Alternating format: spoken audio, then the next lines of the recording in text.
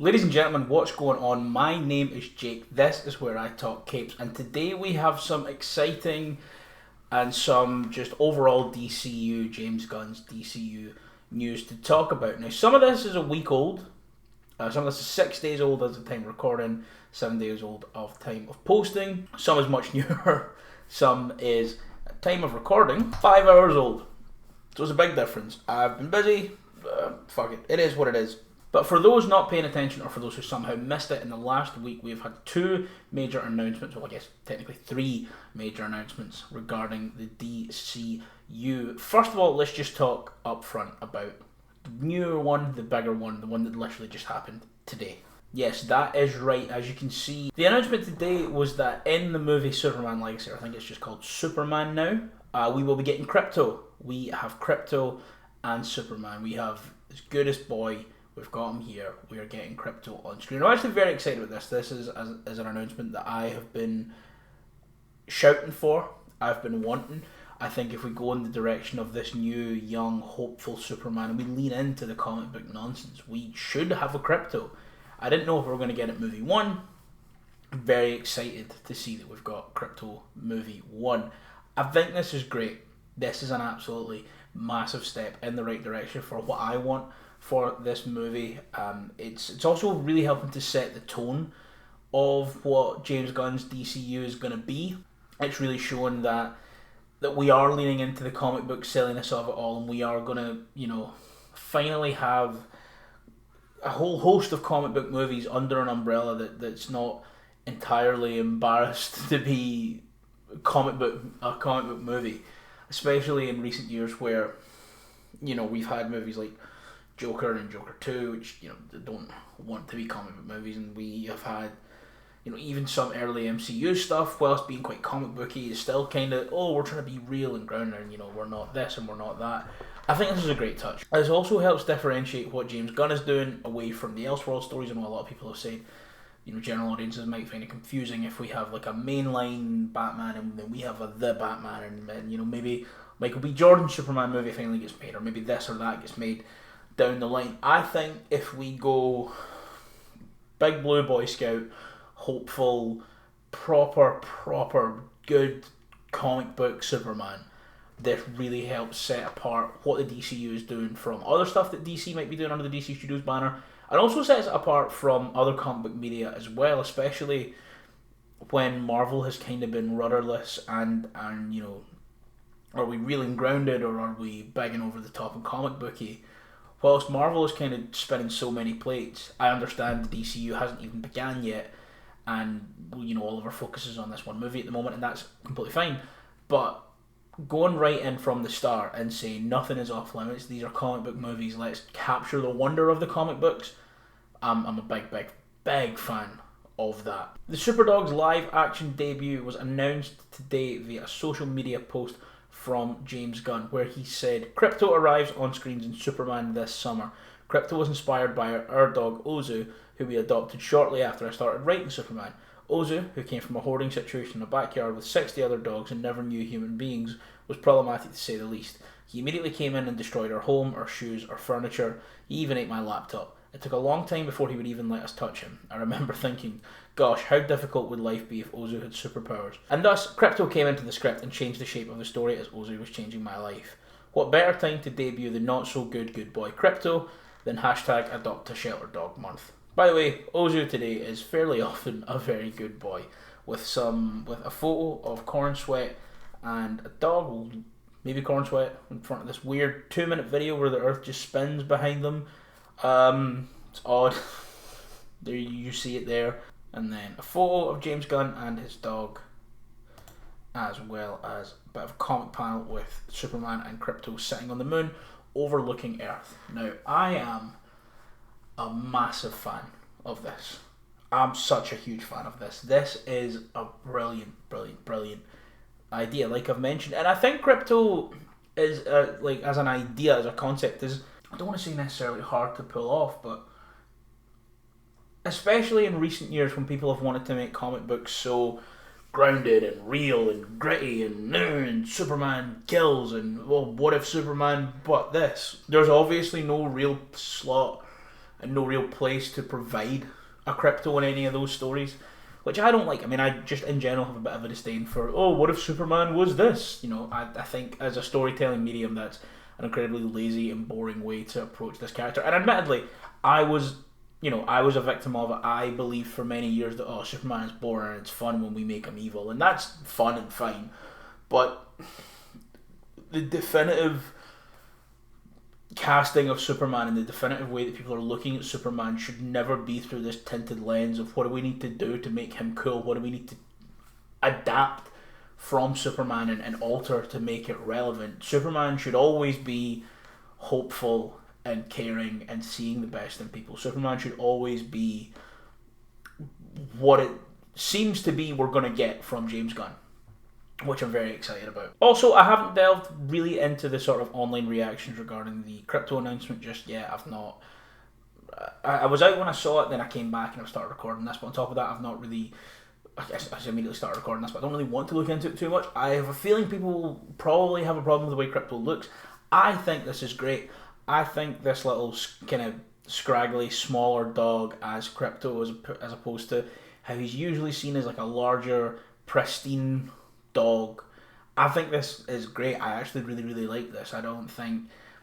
I think this gives a little bit more charm to the character of Krypto, that he's is a little bit grubby. He's not this perfect, he's not the perfect big dog that he's always kind of portrayed as, and I think it also lends a bit of credence to Superman's kindness, that he's got a little funny, scraggly looking dog. I don't think, it's going to play in that much, but you will have Snyder fans who would have ripped your throat out if you suggested Superman having Krypto 2 years ago, now being like, oh, well, now Krypto's like a fucking idiot because he's small and scruffy, and Krypto should be a big and pristine dog. Like, shut up.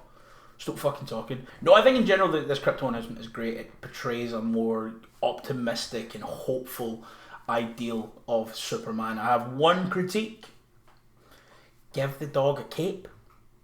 But apart from that, I'm very excited for where this goes, where this leads, and I'm obviously very, very excited for Superman to release in July. Now, we have to talk about the other big news from the DCU over the last week.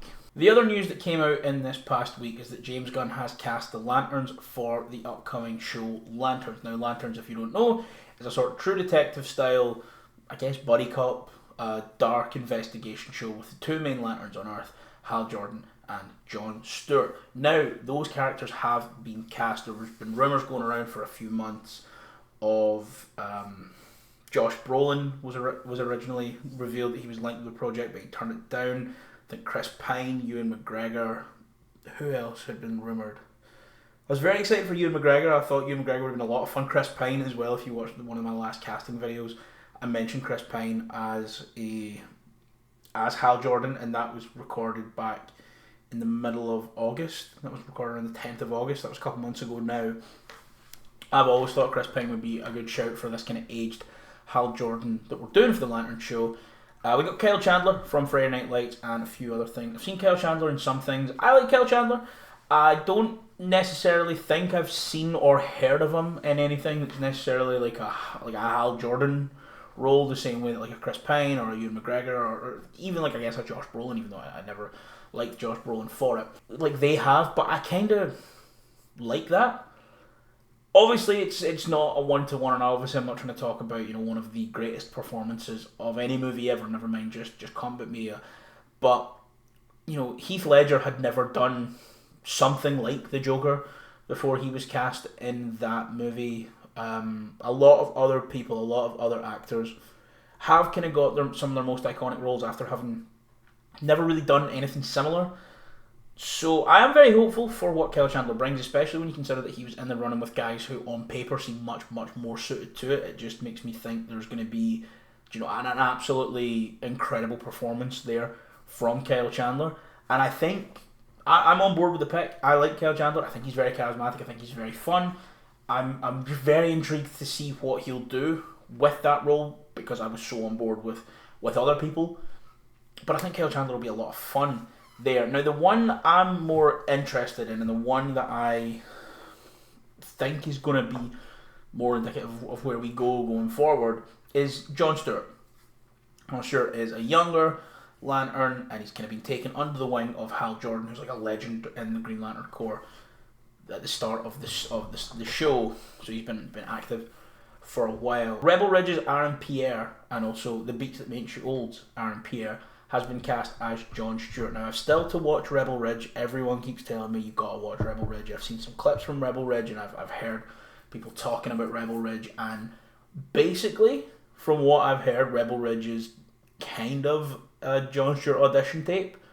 Everything about his character in that movie just seems perfect for John Stewart and apparently Aaron Pierre. And from the clips I've seen as well, Aaron Pierre looks absolutely incredible in that movie. In the weeks leading up to this announcement, we saw that a number of names had been floated for John Stewart, including Kelvin Harrison Jr., a few other names who I'm trying to think of off the top of my head, but eventually came down to, I believe, Damson Idris and Aaron Pierre. Admittedly, I'm not overly familiar with either actor's work between Pierre and Idris. I mean, look at them, both of them have the look.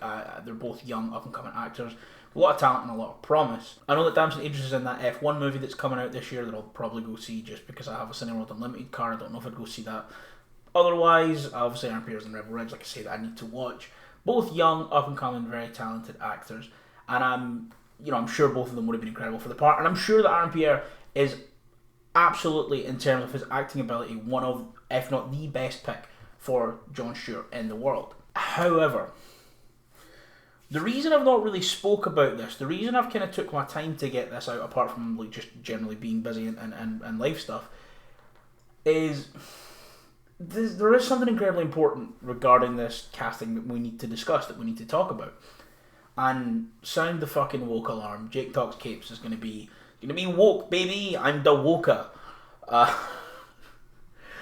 But John Stewart was specifically created and drawn and designed and coloured the way he is to be a dark-skinned black man. The creator of John Stewart said specifically that when he was sending off a run to the printers, he was marking in all the colour. I'll find the full quote. Neil Adams, one of the creators of John Stewart, had this to say, and I saw this from this Reddit post. I'll leave the link below, where it's a load of screenshots of Neil Adams talking about specifically creating John Stewart. But in that, he said this: the second editing of the story happened very close to doing the book, so I did the book and I handed it in, and I coloured it. Back in those days, when you colour comic books, you had to mark your colours. You would number them.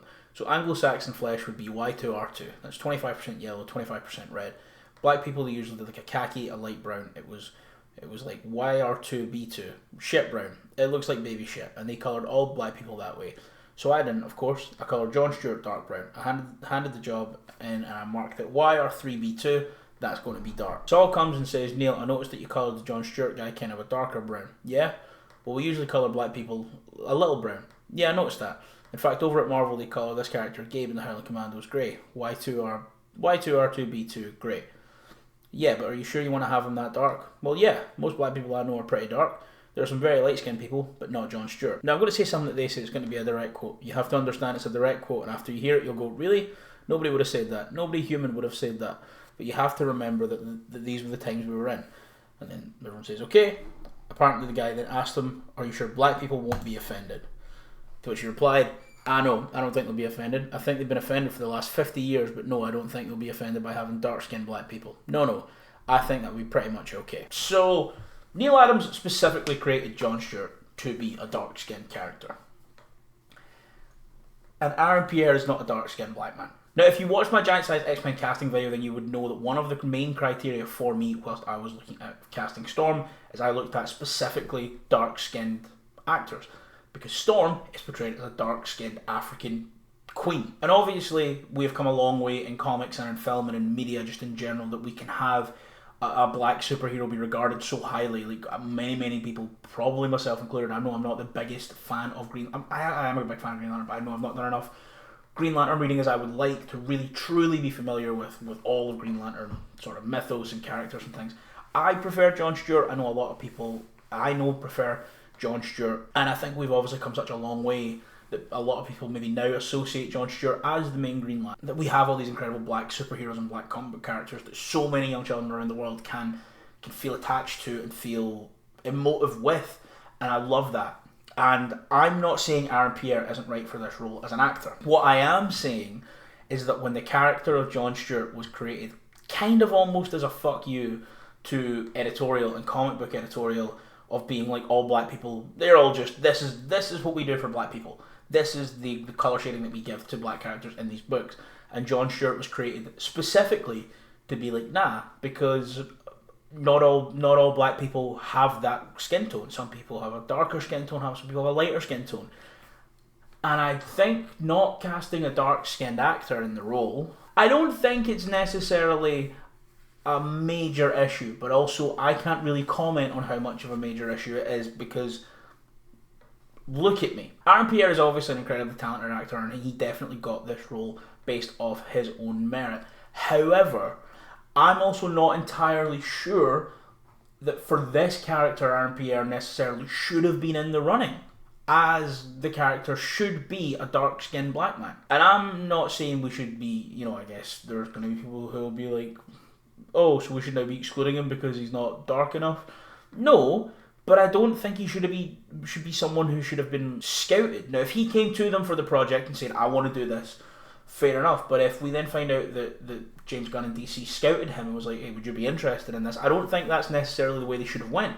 And you look at like how many incredibly talented dark-skinned actors there are out in the world that could have been John Stewart. Like, it's insane. Look at any age range and you'll find an incredible dark-skinned actor more than capable of playing John Stewart. Obviously, the really, really popular one that everyone wanted was Trevante Rhodes. Incredible. If you want to go a little bit older, you can do a Sterling K. You've got John Boyega, John David Washington, Leslie Odom Jr. You have David Johnson, you have Mike Coulter, you have just an incredible list of incredibly talented dark-skinned black actors across the spectrum of ages who could easily slot in and play this role. Just a lot of incredible dark-skinned black actors out there, and I don't necessarily see how beneficial it is to not look to them exclusively. Now, this sounds like I'm being down on the casting of Aaron Pierre, which I'm not as far as Pierre goes in. And obviously, Aaron Pierre cannot control the tone of his skin. Aaron Pierre cannot help the fact that he is a light-skinned black man. And the fact that we have such a high-profile black superhero being basically touted as one of the main focuses of this going forward is incredible. And it just speaks to how far we have come, and that's amazing. But I don't know. I think, unfortunately, there's nothing that Aaron Pierre can do here. It's not like we're like, oh, he's too young or whatever. It is just simply Aaron Pierre is not a dark-skinned black man, and I think that has left a sour taste in the mouth of many, many people. Now, do I think he's going to be incredible in the role? Almost definitely. I trust James Gunn's judgment in terms of who he's casting and why he's casting them. Almost to a fault.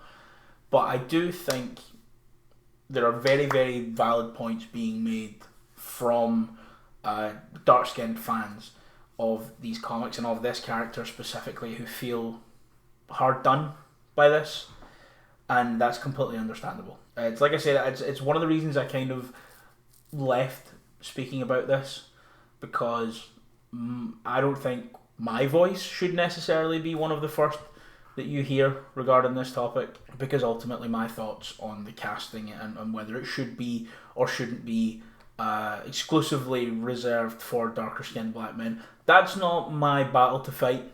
That's not my place to speak on, because I'm the Woka, baby. I'm incredibly happy for Aaron Pierre, and I think he's going to kill it, but I also there's definitely questions that could and should be asked. So that's it.